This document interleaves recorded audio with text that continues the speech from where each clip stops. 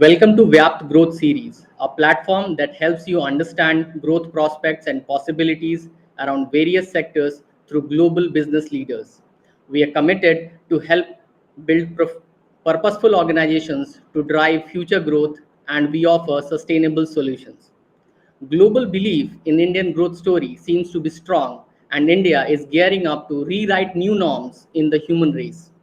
Nothing sells more than certainty in this uncertain world.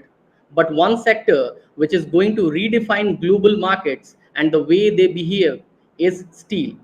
In our growth story today, we are going to share with you Mr. V.R. Sharma, the Managing Director of Jindal Steel and Power Ltd, who is immensely contributed to steel business. Welcome, Mr. Sharma, in VYAPT Growth Series. Thank you. So we start with first curiosity. Good afternoon, Mr. Sharma. So we start with our first curiosity. What is the current or upcoming innovations in the steel industry, and how is this industry creating opportunities for Gen Z? Yeah, a couple of things I'd like to highlight. The first and foremost is how to reduce the overall carbon footprint while making steel. That is how to reduce CO2. So this is a very challenging exercise. India's overall CO2 footprint, if you see, the steel industry contributes to about 8 to 10%. Now, the steel industry is growing. We are today at a level of 120 million ton production per year, and we want to reach to 300 million ton in next 9 years' time. So there'll be much more challenges how to reduce the CO2 footprint and how to fulfill the commitment made by our honorable Prime Minister in the international summit that we will reduce our CO2 footprint by 50% in next 1 decade, and then finally will be net zero emitter in terms of CO2 emitter. 10. So this is a basic challenge, and most of the steel industries are today working on this, how to reduce the CO2 footprint. We are also working on this. And the other is the market is very buoyant, market is very good. The projects are coming in a big way, and all of the stimulus packages declared by Government of India, they are online, and the industry is doing extremely well. So I think next 2 decades, the steel industry will keep on growing at a much faster rate than what we have seen in the past. So when you say this, that the steel would be growing at a much faster rate, and in the last decade, which is from 2012 precisely to 2017-18, we have seen a very sluggish kind of a market throughout the globe. Any specific reason that the steel industry is going at a higher pace now compared to what it did in last decade? Yeah, two major reasons. One is, as you know, Government of India is putting all thrust and stresses to build more roads, to lay new railway lines, and to give an impetus to the existing railway lines under the Gati Shakti program. So this Gati Shakti program means the existing tracks will also be repaired or upgraded so that the average speed of a train can be increased, can be enhanced. Today, the Indian trains, especially the good trains, they are running at a speed of about 25 to 30 kilometers an hour. And we need to take them to a level of about 80 kilometers an hour. So that will definitely give a true Gati Shakti program or campaign. Secondly, the dedicated freight corridors and also the new railway lines being laid by Government of India. That means the movement of goods will be faster, and the passenger trains, which are likely to be at a speed of 160 kilometers, 250 kilometers an hour, including the bullet trains, that will connect cities much faster. These trains will be working as truly intercity expresses in times to come. And the movement of people from one city to another city for the business purposes and for the working purposes will be easier. So that's why the steel consumption is likely to increase, because once there is a movement, the infrastructure is there, then the steel consumption that goes up. We used to be at a level about 4.5% in the 90s, I would say late 90s. And then we reached to a level about 5.6 to 5.8% on YOY growth in early 2000 and up to say 2010. And then we reached to a level about 6 to 7% in early, say, 2010 to 2018 or 19. And now we are aiming a growth of about 10% on YOY basis, which is a significant growth. After 2025, we are looking a growth of about 25% on YOY till 2030, till we accomplish our target of 300 million ton steel, which is looking very possible. And Government of India is also very seriously watching the developments. More and more privatization is taking place in the country. That is going to add the steel capacities in much faster way than the previous years. And I think we should reach to a level of about 180 million ton by 2026 and about 220 million ton by 2028 and around 270 to 280 million ton in the year 2030. And the different projects declared by Government of India and the housing, the thrust on housing construction, multi-story buildings, high-rise commercial spaces, the steel buildings, and also the power transmission lines will pull the demand. That's great insight, Mr. Sharma. And I'll come up with my second curiosity now.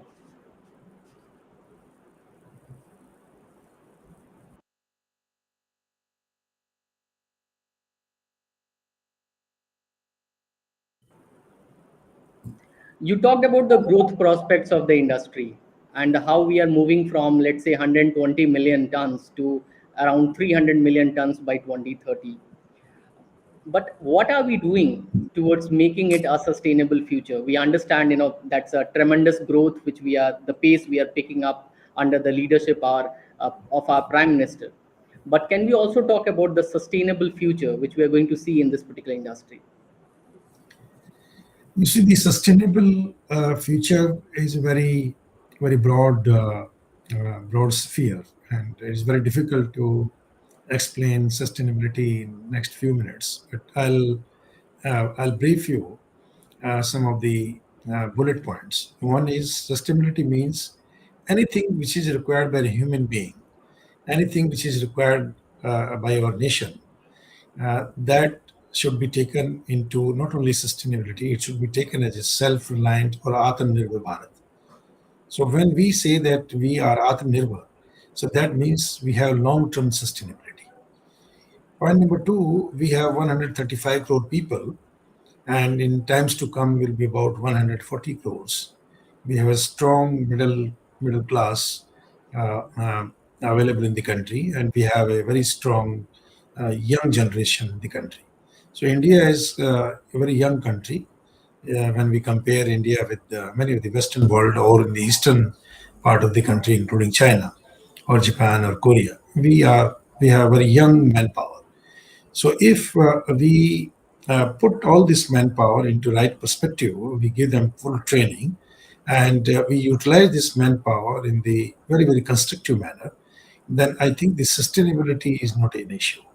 So we can sustain and we can maintain this sustainability for many years to come. The other area is in sustainability, that is, as I told you, the climatic conditions or the CO2 emission. So, of course, people are speaking on this particular subject on CO2 emission, how to reduce CO2, or how to capture the carbon dioxide, how to come with a green energy and solar energy, and finally green hydrogen and partly blue hydrogen, and utilizing hydrogen as a fuel in times to come. I think these all kind of new developments will take place in next 20 years in India. And we are not going to be behind the world. Because as of now, if you see, the entire world is manufacturing steel through two different routes. One is through blast furnace routes and through electric arc furnace routes. So we are also doing the same thing. At Jindal, we have taken JSPL, we have taken a campaign that whatever expansions we are going to do in times to come, we'll be producing at least 50% steel through electric arc furnaces, where we'll be using circular economy, we'll be using scrap as well as DRI or pig or uh, uh, we call there's a product called HBI. So HBI or DRI, which are environmental friendly products basically, or the ingredients. And finally, we'll be utilizing it and melting it down into electric arc furnaces. And we are working very closely with many of the international agencies how to convert coal to hydrogen, because hydrogen, converting hydrogen through entirely 100% green energy and then making hydrogen, it is a little expensive, and we want to utilize the Indian highest coal, which is buried under the ground for millions of years. And God has bestowed us, these are the best of the best resources, more than 350 billion ton coal we have. And we have only 50 years left to utilize this coal. So we want to make fortune for the nation by utilizing this coal. And we want to utilize this coal, converting coal into hydrogen, coal into synthesis gas, coal into olefins, coal into chemicals, coal into plastics, and finally coal into methanol, coal into ethanol, coal into fertilizers, coal into liquid like high-speed diesel, coal into petrol, benzene, naphtha. Many products can be made out of coal. I mean, this particular potential is untapped, and it had been continuing like that in past. We had not encased this particular product and this particular process, that how to utilize the nature's best of the best reserves given to us, and how to convert this particular fossil fuel into different kind of products for the mankind. I think this is going to give a long-term sustainability to India, while keeping the CO2 footprint and the overall CO2 generation within control. Will be in a position to convert Indian coal into gas, Indian coal into SNG, Indian coal into the gas for the cooking or the kitchen gas for the cooking purpose. We don't need to import, and also the DRI making or the HBI making through coal to gas and gas to DRI. We have already installed one plant. It's already commissioned. First time in the country. It is a 2 million ton plant. We are adding three more plants in times to come. And that will ensure overall reduction in CO2 emission from 2.5 or 2.6 ton per ton of steel today to as low as 1.8 ton per ton of steel tomorrow, and which is at par with any of the European mill today or any of the Japanese mills today. Thank you for sharing this profound knowledge with us, Mr. Sharma. And I'm sure, the kind of sustainability factors you just shared is going to go a long way with us. The next question is very specific.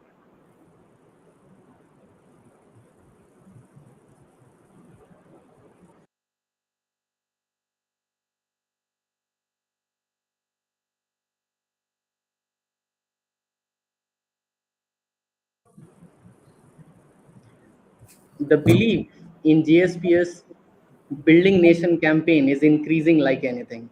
And we have seen that the value creation has also grown multiple times, to an extent that the JSPL shares rose from 62 rupees to 566 rupees. Now that's a whooping number.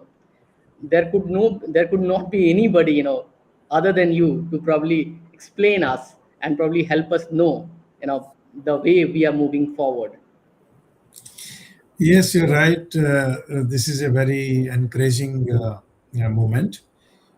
Just 2 years, exactly 2 years from 2 years past from now, that was 2 years ago, I would say, in the first week of April, our share was 62 or 63 rupees in the market, in stock market. The entire country was under lockdown, and most of the plants in the country they were stopped, or they were throttled. Their production was reduced. We took a decision during this lockdown. The day the lockdown was declared, I think it was 24th March. So we declared that we will continue. And Government of India also supported us because steel was put into essential commodity, but it was left on the people. If somebody wants to continue their plant, they can continue. Otherwise, the plants are to be stopped because it is a lockdown situation. So we picked up the sentence of our Honorable Prime Minister, Mr. Modi. When he came on TV, he declared, or he spoke one sentence that we have to find out the opportunities in this bad time. And we started working on this, whether we can find out opportunities in this bad time. And the answer we got yes. Yes, there's an opportunity existing because the entire world is under lockdown, and wherever the lockdown is lifted, they need steel. And when they need steel, that means we can definitely come to supply steel to them. We can do a job of fill in the blanks kind of thing. So we started talking to European countries, those who were now coming out of lockdown situation partially. So the countries like Spain, Italy, Germany, Denmark, Switzerland, then Brazil and Latin America. So we started talking to their trading houses and to the customers directly that we are in a position to deliver material if you're interested in. And finally, we started getting a lot of orders. And in the meantime, we found that China is taking a V-shaped recovery. So in the month of December, they were at a level about only 60 or 65 million ton production. And in January, they reached to 70 million ton. In February, they were at 75 million ton production. And they were projecting that we'll be consuming about 90 or maybe 100 million ton in the month of April. So these projections, they triggered our mind. And we started talking to them that from where you'll bring the steel because your blast furnaces and many of the steel mills are already throttled or they are down. So this is where we clicked a lot of deals with the Chinese customers and we started supplying them the semi-finished steels. And that created a fortune for us. We didn't stop. So in the month of April, May, June, the first quarter, we did our highest EBITDA, our highest production, and our highest profit till that time. I mean, April, May, June 2020, when the entire country was into lockdown, we were working. So that was a turning point. The other is we continued the rally, and by the time our peer group or our competitors or the other steel industry in the country, they could know that what are we doing. So we had traveled a big distance, and we were many miles ahead of them. So similarly, we maintained the second quarter. It was July, August, September. It was followed in the similar fashion in November, October, November, December, and the last quarter of the 2020-21 was a wonderful quarter where we did not only did highest production, we did highest EBITDA, highest profit, and year 2020-21, it was a lockdown year. It was a COVID-19 year. We did a bumper profit, and we did a bumper sale. We did a bumper production, and that was the turning point. So this was taken by street in a very, very positive manner. That this is the company which is unstoppable even during COVID time. And that was more, I would say, a calculated risk in terms of managing customers, in terms of assuring customers that there'll be no force measure, and in terms of getting support from Indian Railways and also from Indian shipping authorities and ports as well. So our workers, staff, our people, they have done a marvelous job. We all will get together and we could change the company from a loss-making company into a profit-making company, and profit-making company to a, I would say, a journey towards making company to a zero debt company.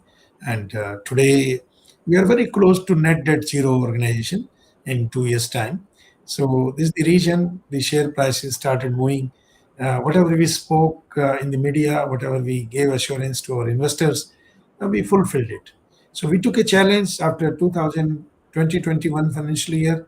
When we entered in 21-22, we took a target 15, 15, 50.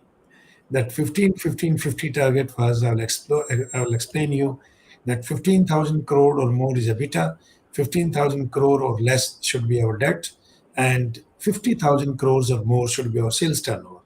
And I'm happy to tell you that in the year 2021-22, which is ended on 31st March last month, we have achieved all these three figures. We Okay. also gave one more figure to the street that from we will be producing now 8 million ton steel, and we achieved that also. So whatever four figures we gave to street, all four figures are achieved with a great margin, and our sales turnover is more than I think 56 or 57,000 crore. The final data is going to be published. Our EBITDA will be definitely more than 15,000 crores. Our debt level is less than 10,000 crores. So whatever we spoke, we delivered. I think that has been taken very positively by street, and the first 9 months results were very very hilarious, and that gave an impetus to our stock, because now they believe that whatever we commit, we deliver. So that is the reason, and that's the U-turn, I would say, in terms of you can say turnaround of the organization. This is the basic reason of the turning around, and this is the basic reason for getting the share value from 63 rupees to today's 570 rupees. And the indications by various financial analysts and the financial wizards, the bankers, the institutions, is about 670 or maybe 680 rupees in next 1 week or 10 days time. So this is the best buy for the shareholders today. I'm not saying that you buy, but you see what the financial wizards or the financial analysts are speaking. So believe on them. Don't believe on me, but believe on them if you are taking a decision. Yeah. Mr. Sharma, you just shared such courageous moves in such simple words. For our viewers, it must be looking like it's easy to do. It's easy to do, but I understand what it takes to bring the shares from 62 rupees to 566 rupees, and you just shared the entire story around it. Wherever you have gone, you have brought in laurels, but that's for a different question. We will come on to that. Now we'll go on for a rapid fire round. Please.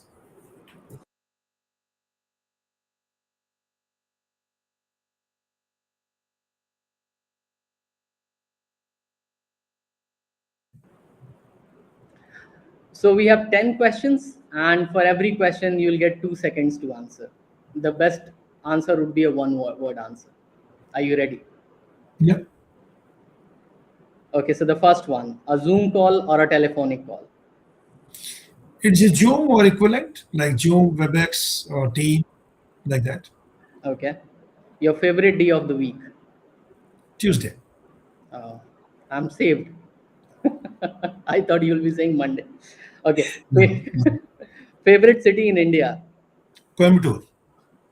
Coimbatore. Okay. Last song you downloaded? This must be tough. Check the India.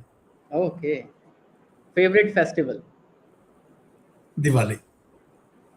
One thing that makes you passionate about your work? Love your profession. What's your favorite 3 a.m. meal? Pasta. Okay. Place where you most want to travel? Osaka. Your favorite junk food? Family members would be listening. Pizza margherita. Your family members must be listening. Okay. Yeah. So you just said pizza. What is the one leadership lesson you learned on the job as a people leader? Learn, unlearn, and relearn. So whatever we have learned till today, we have to unlearn tomorrow. And whatever we unlearn tomorrow, then we have to relearn. So learn, unlearn and relearn is the part of life. This is what I feel. Okay. Okay. Um, so this was the end of our rapid fire round, and we'll go with the last question now.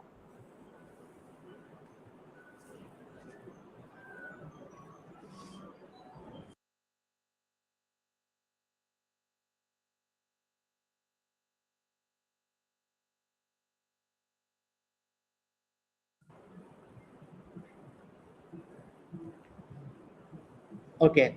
So after this, we'll be taking up questions asked by our viewers. But before that, can you share your journey and the purpose of your life? Because wherever you have gone, you have brought in laurels. So what's that there in you, that wherever you go, you have brought in a lot of laurels, a lot of happiness, whichever organizations you have been, and you have own hearts as well, not limiting to the business, but you are a people person as per our research in different organizations wherever you have worked. So what's the secret behind it? Very simple. The the ability to travel with people is the best asset today. If one can travel with people means travel with your team, travel with your customers, travel with your supply chain people, travel with the government, travel with the local authorities, travel with the environmentalist. So that is called traveling with the people. So I have developed a skill, uh, uh, though it is yet to be honed because nobody is complete in the world, that I can travel with people. I can make people comfortable when they are traveling with me, or vice versa. So that has helped me a lot. Even if I do not have a domain knowledge, so when people are with me, I I succeed because they can travel with me. They are at ease with me, and I'm at ease with them. So this is the I would say main reason of my success in my life. So in one word, is the curiosity drives you? Curiosity drives me. Yes, you're right, but I don't jump on it. So I try to find out a right balance in between two. I try to find out a trade-off in curiosity and reality. Okay. And it is better trade-off if you have a good team with you. Then there are people, those who can guide you, who can warn you, who can protect you and getting sidetracked. So that is the reason. Wonderful. We'll now go on with a question which our viewers have asked. Can you please share your view on how small business industries can also participate in nation building, just like larger players? I'll tell you, it is up to us. Uh, what do we feel uh, about us? Because each person in on the universe has come with some particular mission. We all are human beings, and this mission God does not tell us. There is no KRA given by God. We have to write down our own KRA. Each drop is a asset in a pot when we fill it up. So I would say that whether it is a small business person or medium scale business company or a large scale company, everybody can contribute in nation building. And when we treat ourselves, we love our profession, and we work that we are contributing in the growth of nation, then I think the answer is very easy. Sometimes people, they feel that I'm not doing anything for the nation. But you are paying taxes, you are employing people. Even if you have 2% in your company, or 5% in your company, or 10% in your company, so you are running those much of kitchens from your organization. So that means you are contributing for the mankind, and you are contributing for the nation. If you can employ only one person, either a driver or a cook or a maid servant, still you are contributing in the growth of nation. It does not mean that you have to employ 100,000 people, 50,000 people, or 10,000 people to declare that you are part of growth. No, even you are doing for 1%, 2%, you are still okay. Even if you don't have people down below and you are the only one, you are contributing to the national taxation system. You pay income tax, you pay GST, so you are building the nation. So whatever the largest businessman in the country he does, that you are also doing. This is what I feel. That's such a rooted answer, Mr. Sharma. And your belief that all of us contribute in our own way is going to go a long way for all of us. Thank you, Mr. Sharma, for sharing your heart and mind with us. It was so knowledgeable and a great wisdom for all of us. And it's been lovely having you in VYAPT Growth Series. Thank you. We'll come up with yet another exciting episode of VYAPT Growth Series. Till then, think growth, think VYAPT.